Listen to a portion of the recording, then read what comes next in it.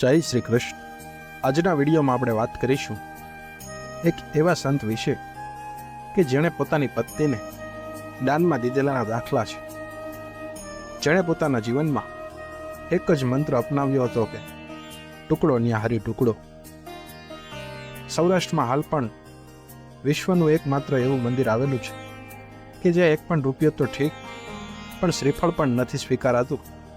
એ વીરપુરના સંત જલારામ બાપાની વાત આપણે આજના વિડીયોમાં કરીશું. આ વિડીયોમાં જલારામ બાપાના સંપૂર્ણ ઇતિહાસ વિશેની વાત કરવાના છીએ. તો આપને વિનંતી છે કે આપ વિડીયો અંત સુધી જરૂરથી જોજો અને વિડીયો પસંદ આવે તો લાઈક કરજો, શેર કરજો અને અમારી ચેનલને સબસ્ક્રાઈબ કરજો. તો જલારામ બાપાનું નામ લઈને કરીએ વિડીયોની શરૂઆત.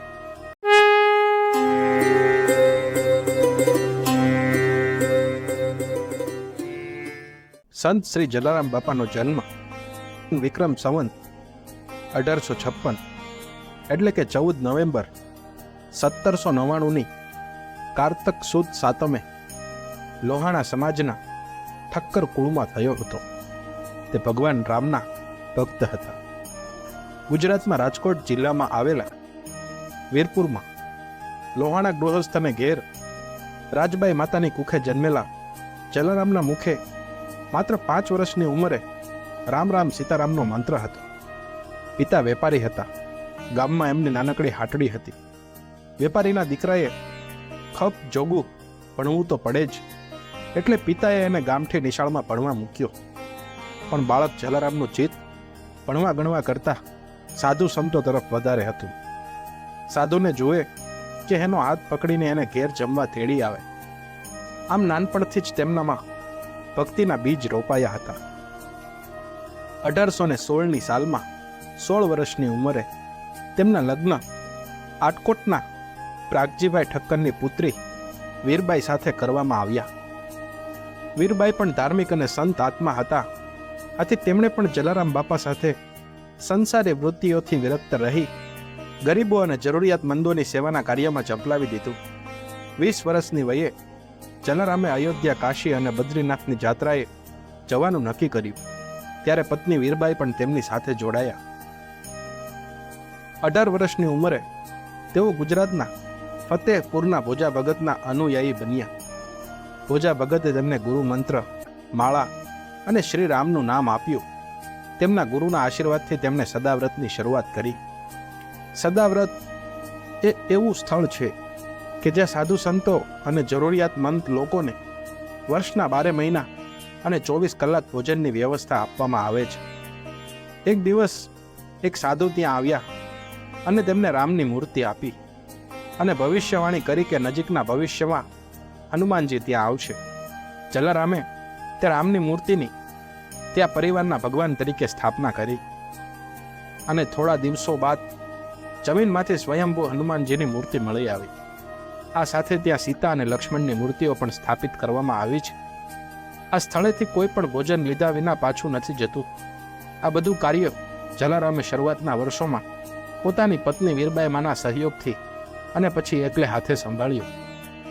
બાદના વર્ષોમાં ગામવાળાઓએ પણ આ સેવાના કાર્યમાં સંત જલારામને સહયોગ આપ્યો. એમ માનવામાં આવે છે કે તેમની પાસે રહેલા ચમત્કારી અક્ષય પાત્રને કારણે અન્નની કદી ખોટ થતી નથી. ત્યારબાદ થોડા સમયમાં એક અવતારી પુરુષ તરીકે તેમની ખ્યાતિ પ્રસરી. વીરપુર આવતા દરેક વ્યક્તિને નાત જાત કે ધર્મના ભેદભાવ વગર બાપા દ્વારા ભોજન અપાતું. આજે પણ ગુજરાતના વીરપુરમાં ભોજન આપવાની આ પરંપરા ચાલુ છે. એક સમયે અરજી નામના એક દરજીએ બાપાની પાસે પિતાના પેટની દર્દની ફરિયાદ લઈને ઈલાજ માટે આવ્યા. જલારામે તેમના માટે પ્રભુ પાસે પ્રાર્થના કરી અને તેમનું દર્દ શમી ગયું. આમ છતાં તેઓ સંત જલારામના ચરણે પડી ગયા અને તેમને બાપા કહીને સંબોધ્યા. ત્યારથી તેમનું નામ જલારામ બાપા પડી ગયું. આ ઘટના પછી લોકો તેમની પાસે પોતાની વ્યાધિઓના ઈલાજ માટે અને અન્ય દુઃખો લઈને આવવા લાગ્યા. જલારામ બાપા ભગવાન રામ પાસે તેમના માટે પ્રાર્થના કરતા અને લોકોના દુઃખ દૂર થઈ જતા. હિન્દુ તેમજ મુસલમાન બંને ધર્મના લોકો તેમના અનુયાયીઓ બન્યા.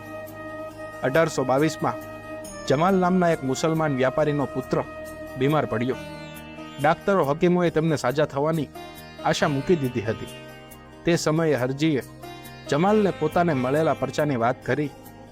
તે સમયે જમાલે પ્રાર્થના કરી કે જો તેમનો પુત્ર સાજો થઈ જશે તો તેઓ જલારામ બાપાના સદાવ્રતમાં 40 મણ અનાજ દાન કરશે. તેમનો પુત્ર સાજો થતા જમાલ ગાડું ભરીને અનાજ લઈને જલારામ બાપાને મળવા ગયા અને કહ્યું, જલ્લા સો અલ્લાહ, જીસકો ન દે અલ્લાહ ઉસકો દે જલ્લા. એક સમયે સ્વયં ભગવાન એક વૃદ્ધ સંતનું રૂપ લઈને આવ્યા અને કહ્યું કે તેમની સેવા માટે જલારામે પોતાની પત્ની વીરબાઈ માં તેમને દાન કરી દેવી. જલારામે વીરબાઈ માં સાથે મસલત કરી અને તેમની રજા મળતા તેમણે વીરબાઈને સંતની સેવા માટે મોકલી આપ્યા. પણ અમુક અંતર ચાલીને જંગલમાં પહોંચતા સંતે વીરબાઈ માને ત્યાં થોભીને રાહ જોવાનું કહ્યું. માતાજીએ ત્યાં રાહ જોઈ પણ તે સંત પાછા ન આવ્યા. તેથી આકાશવાણી થઈ કે આ તો માત્ર દંપતીની મહેમાન ગતિ ચકાસવાની પરીક્ષા હતી. તે સંત ગયા તે પહેલા તેઓ વીરબાઈ મા પાસે એક દંડો અને જોળી મૂકતા ગયા હતા. વીરબાઈ મા ઘરે આવ્યા અને જલારામ બાપાને આકાશવાણી દંડા અને જોળીની વાત કરી. આ દંડો અને જોળી આજે પણ વીરપુરમાં જોઈ શકાય છે. તેને કાચની પેટીમાં દર્શન માટે મૂકેલા છે. પૂજ્ય જલારામ બાપાનો સંદેશ હતો કે પંછી પાણી પીને સે ઘટે ન સરિતા નીર, ધર્મ કરે તનના ઘટે, સહાય કરે રઘુવીર. વિક્રમ સંવંત 1935 એટલે કે 1879ના કારતક વદ નોમ ને સોમવારે વીરબાઈ માએ દેહ ત્યાગ કર્યો. બાપાએ 7 દિવસ સુધી જગ્યામાં અખંડ રામધૂન કરી. બાપાને પણ હવે હરસનો વ્યાધિ સતાવતો હતો. રોજ હજારો ભક્તો તેમના દર્શન માટે આવતા. બાપાને સંતાનમાં એક દીકરી જમનાબાઈ હતી. જમનાબાઈના દીકરાના દીકરા હરિરામને બાપાએ પોતાના વારસ નિમ્યા હતા. સંવંત 1937 એટલે કે ઈસવીસન 1881 મહાવદ દશમને બુધવારે બાપાએ ભજન કરતા કરતા 81મા વર્ષે વૈકુંઠ વાસ કર્યો. જલારામ બાપાની પાછળ હરિરામે મોટો મેળો કરેલો. મેળામાં એક અજાણ્યો સાધુ આવી ચડ્યો. બધાને નમસ્કાર કરતો કરતો એ ભંડાર ઘરમાં ગયો. ત્યાંથી એક લાડુ લઈ તેનો ભૂકો કરી તેણે ચારે દિશાએ વેર્યો ને અખૂટ અખૂટ ભંડાર બોલતો એ ક્યાં ચાલી ગયો તેની કોઈને ખબર પડી નહીં. આજે બાપાનો ભંડાર અખૂટ છે. અહીં ભક્તો પાસેથી દાન લેવામાં આવતું નથી. આ વિશ્વનું એકમાત્ર એવું દેવસ્થાન છે કે જે કોઈ પણ જાતનું દાન લેતું નથી. આજે પણ જલારામ બાપાનું નામ તેમના સેવા કાર્યોને લીધે દેશ વિદેશમાં ગુંજે છે. રામ નામ મેં લીન હૈ, દેખત સબ મેં રામ, તાકે પદ વંદન કરું, જય જય જલારામ. જય શ્રી રામ, જય જલારામ. તો મિત્રો, આ તો સૌરાષ્ટ્રના સંત જલારામ બાપાનો સંપૂર્ણ ઇતિહાસ. આશા રાખું કે આ વિડીયો આપને પસંદ આવ્યો હશે.